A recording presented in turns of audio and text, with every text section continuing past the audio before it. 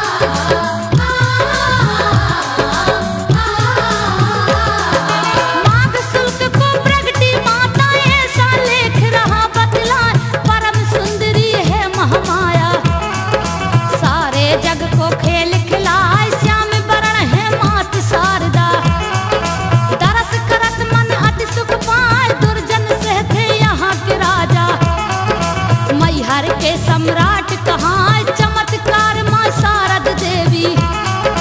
एक ग्वाला को दही दिखाए, ग्वाला रोज चरावे गैया। बियाबान जंगल में आए, गौ का रूप धार के मैया। रंग सुनहरी की बन जाए, गौ का रूप धार के मैया।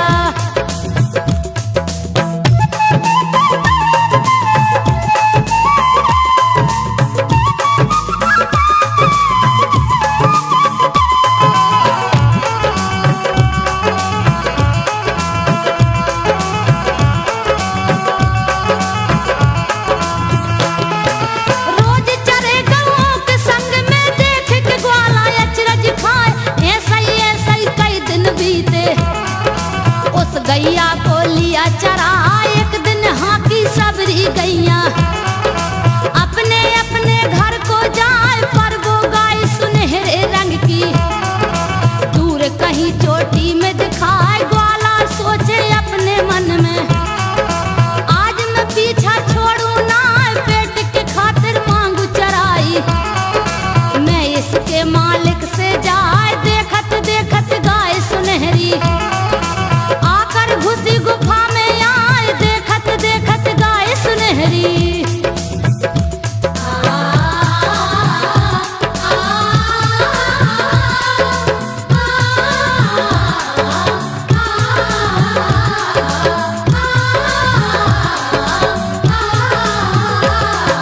चट्टानों के बीच गुफा थी, पत्थर अड़ा द्वार में जाए। बंद गुफा के द्वारे हो गए, ग्वाला बैठा आस लगाए। बहुत देर में द्वार खुला जब, एक बूढ़ी माँ पहुंची आए। पूछने लगी उस ग्वाला से, कारण क्या है बैठा आए। इस पर जवाब दिया ग्वाला ने, माता सुन ले कान लगाए। कितने दिन से तोरी गैया, मैं जंगल में रहो चराए। मिल जावे कछ पेट वास्ते, इतनी मोह पे कृपा हो जाए। मिल जावे कछ पेट वास्ते। आज मैं इस गैया के पीछे पीछे जरूर जाऊंगा और इसके मालिक से चराई मांगूंगा। मैं बैठा रहूंगा इसी गुफा के द्वार में।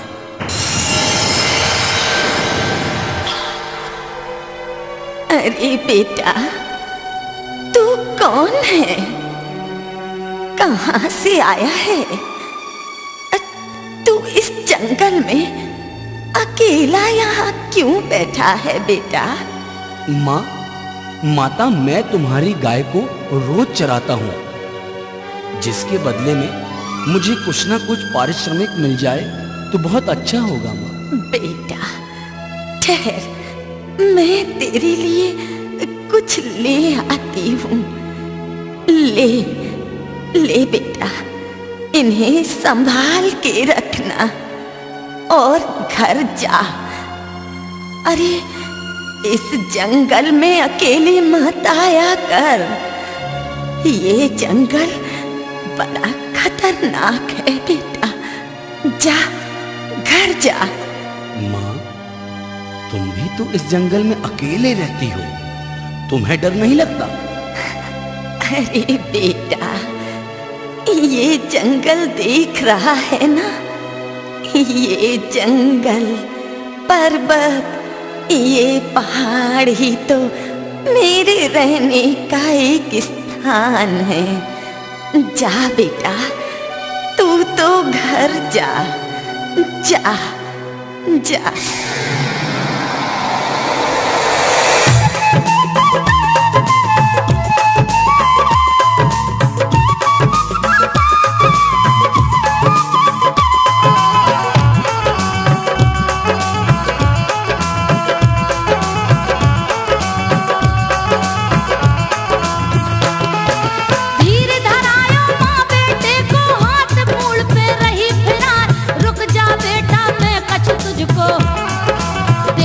अभी चराई लाए, गुफा के भीतर बूढ़ी माँ गई। सुबह में चरवाई लाए, जो के दाने उस ग्वाला को। मात शारदा दई गहाय, आया ग्वाला घर को अपने। भोजन किलो सुध न आए, खोल कुटरिया जैसे ही देखी। हीरे मोती रहे चमकाए, अचरज खा गया ग्वाला बेचारा।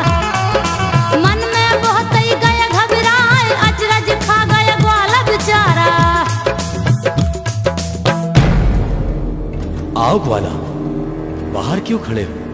अंदर आओ, क्या बात है? बताओ बताओ, घबराओ नहीं। राजा साहब, राजा साहब, मैं आपकी गायों को चराने जंगल गया था।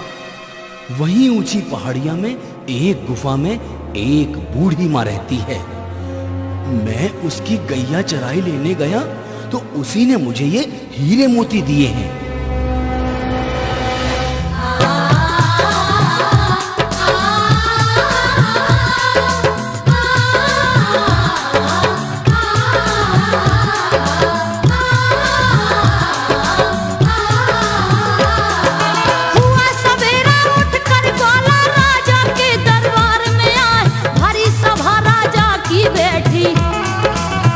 सामने गठरी आए, करी बंदगी है राजा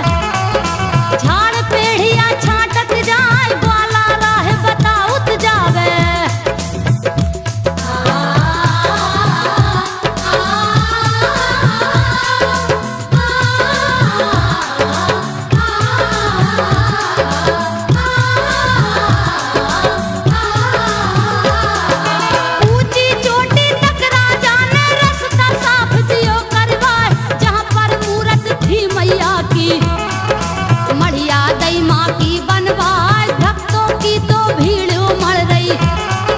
माता के दर्शन को आए, काट काट पत्थर पर्वत के, गेरऊ रास्ता दिया बनवाए, सीढ़ियां फिर ब्रजनाथ सिंह जू। मंदिर तक दई है बनवाए, मनोकामना पूर्ण होती। जो भी आस लगा कर आए, खुद ही तलैया बने अखाड़े। आल्हा उदल रियाज कराए, खुद ही तलैया बने अखाड़े।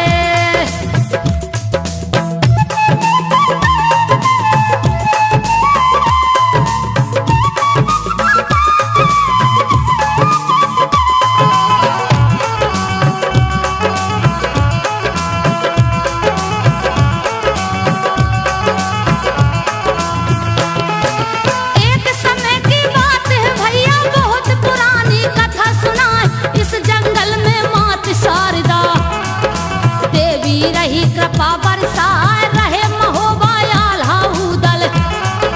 जच्छिरा के राजकुमार एक रात आल्हा को सपना दे रही, शारद कहे उचार, हंसी भवानी स्वर की देवी। जगदम्बा जग की रखवार, उठा पलंग से है तब आल्हा। देखे अपनी नजर पसार, नजर न आवे पर्वत वासनी। आधी रात लगो अंधियार, नजर न आवे पर्वत वासनी।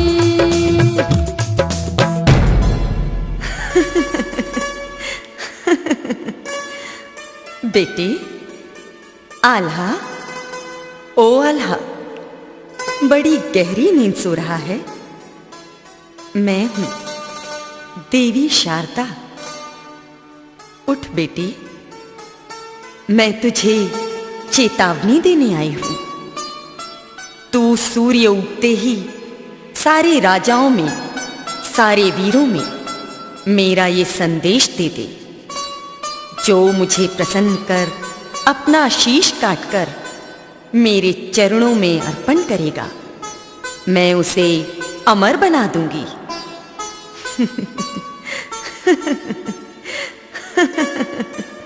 अरे मैं ये क्या देख रहा हूं? सपना है या सच है? मुझे आज मां शारदे ने साक्षात दर्शन दिए हैं। सुनो वीरो, सुनो, मुझे मां शारदे ने साक्षात दर्शन दिए हैं।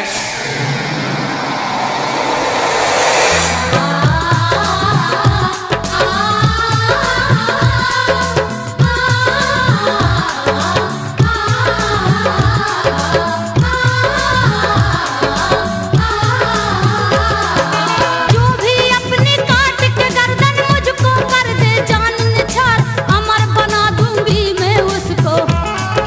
जीवन में सुख मिले अपार, मैं हूँ पर्वत वासिनी देवी। कर लो मन में खूब विचार, इतना कह के गायब हो गई। जगदम्बे जगतारनहार, हुआ सवेरा जब दिन उगा। वीरों का जब लगा दरबार, बड़े बड़े योद्धा वहां बैठे। जिनके बल की नहीं सुमार, कही हकीकत है आल्हा ने। सुनते ही मच गई हाहाकार, कही हकीकत है आल्हा ने।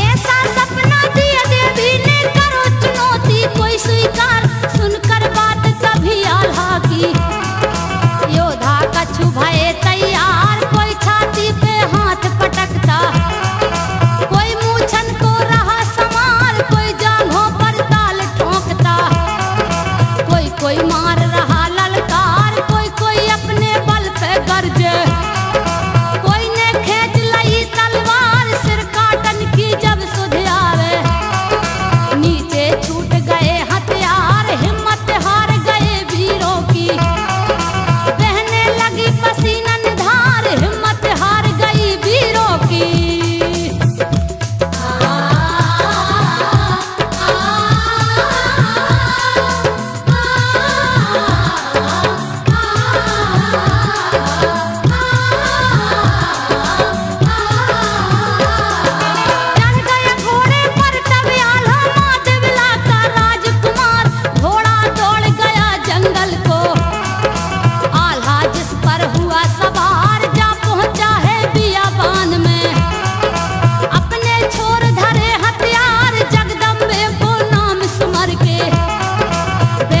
वीरपाल थी मार करी तपस्या 12 बरस लो।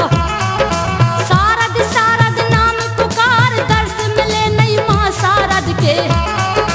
कर में उठा लई तलवार काट लई तलवार से गर्दन। बहने लगी खून की धार काट लई तलवार से गर्दन। जय माँ भवानी, जय हो माँ हिंगलाजनी। माँ शारदा, माँ ले अपने चरणों में अपने भगत की ये भेंट स्वीकार कर माता।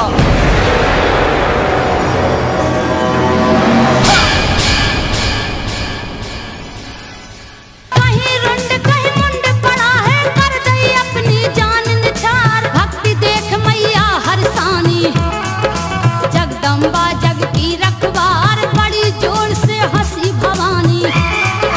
मार मार मैया किलकार प्रकट भई माँ पर्वत वासिनी। माता पाटन लगी दुलार उठा शीश आल्हा का मैया। जोड़ दिया है धड़ से लाए अमर बना दिया है बेटे को। आल्हा ने लय चरण पखार बोली शारद फिर आल्हा से।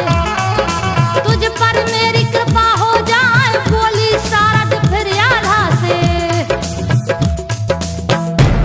बेटे आल्हा, मैं तुम पर अति प्रसन्न हूँ। मैंने तुम्हारी कठोर तपस्या पर तुम्हें अमर बना दिया है। तुम जो चाहो वो वरदान मांग सकते हो। माँ, मैं तुम्हारे चरणों की सेवा कभी ना भूलूं। और मुझे क्या चाहिए? और हाँ, हे दया की देवी, एक प्रार्थना है आपसे कि अपने भक्तों की इतनी कठिन परीक्षा कभी ना लेना माता, कभी ना लेना।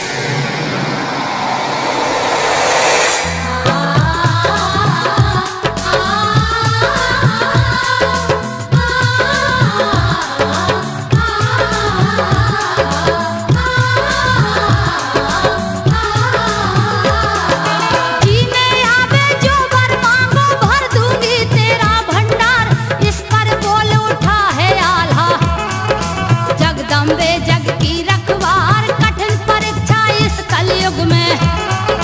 भक्तन पर हो कष्ट अपार जो प्रसाद चढ़े श्रद्धा से।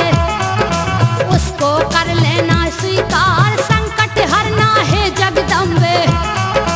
विनती मेरी बारंबार बोली शारद तेरी बातें। मैंने सब कर ली स्वीकार प्रथम पुजारी तू ही होगा। पूजन का तुझको अधिकार प्रथम पुजारी तू ही होगा।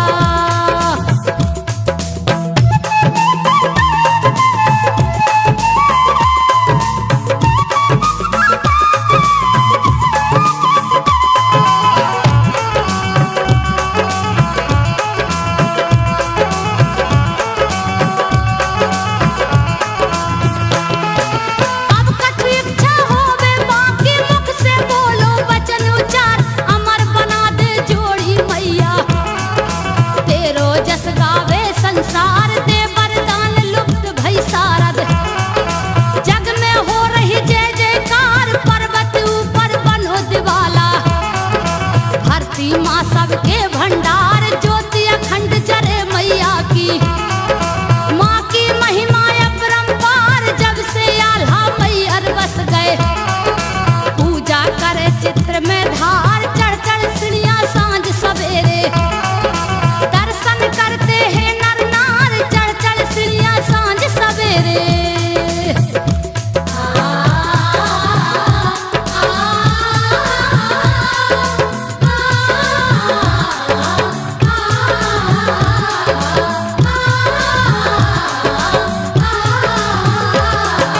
शक्ति स्वरूप मैहर वाली कोटन बाना गले द्वार। धर्म ध्वजा मढ़िया फहरावे भक्त करे सब जय जयकार। कैयक पंडा बने पुजारी माँ की आरती रहे उतार। घंटा शंख बजे मंदिर में रंग बरसे शारद के द्वार। लाल लाल चोला मैया का मुकुट जड़े हीरा दमका। नाक नथुनिया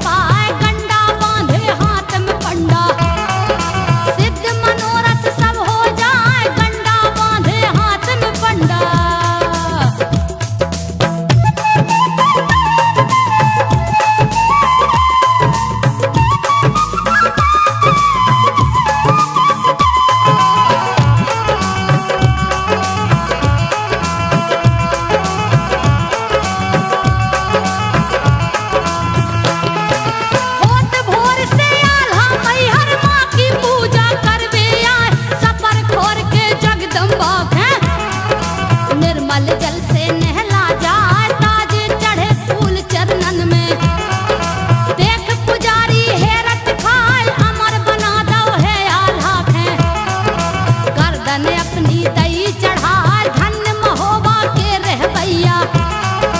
दुनिया जिनकी कीरत गाय, बने अखाड़ा और तलैया।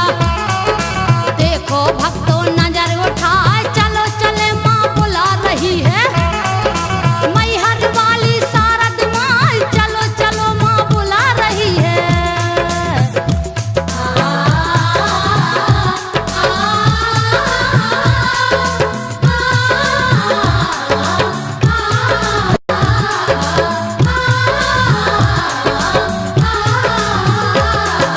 मिले न जो तन बार बार, अब पुण्य धर्म कछु लेओ कमार। भक्ति भाव की भूखी मैया, धन दौलत कछु मांगत नाय। श्रद्धा से दो फूल चढ़ा लो, दर्शन दे शारदा माय। कक्का जी 2-3 बेर गए, काकी जी के संग लेवाए। मम्मा काय करो कंजूसी, ल्याओ माई के तुम्हें घुमाए। धन माया जा धरी न रहे, संगे एक छिदाम न जाए। पुण्य धर्म बस संगे जे है, मानो जन्म सफल हो जाए। पुण्य धर्म बस संगे जे है।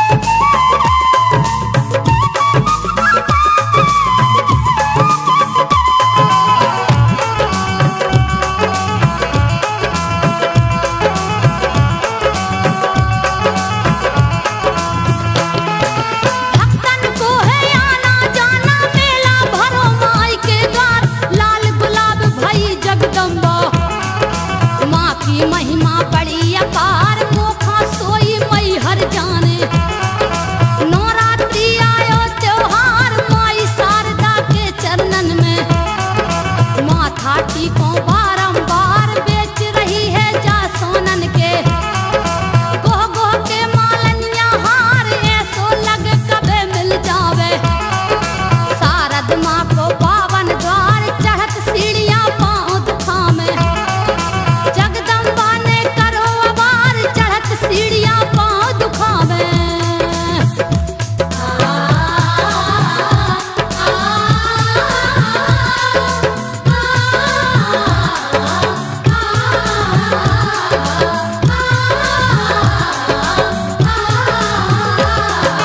भुवन बुला लो माई शारदा, बिनती मोरी बारंबार।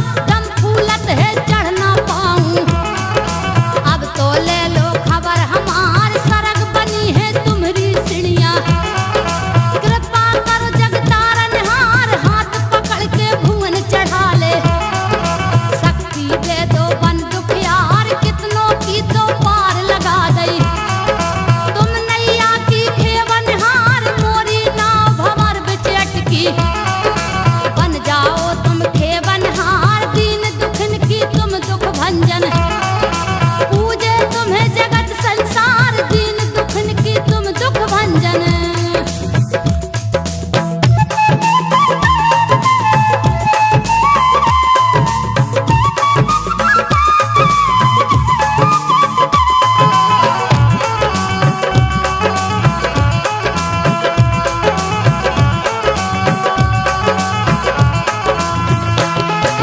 कुल देवी आल्हा की शारद मैया, अब तो सुनो पुकार। मैं जल ढारन तुमको आई, पूजत तुमको जग संसार। जन्म जन्म के दुख हरती हो, जो भी आए तुम्हारे द्वार। हे जग जननी मात भवानी, करो भेंट चुनरी स्वीकार। चुन चुन कलियां संजो लाई, बना भवानी फूलनहार। कृपा बरसा दो मोरी मैया, कर दो दया मात एक बार। डंडे भर भर तिरियां आई, बिंदु ने लाई चरण पखार।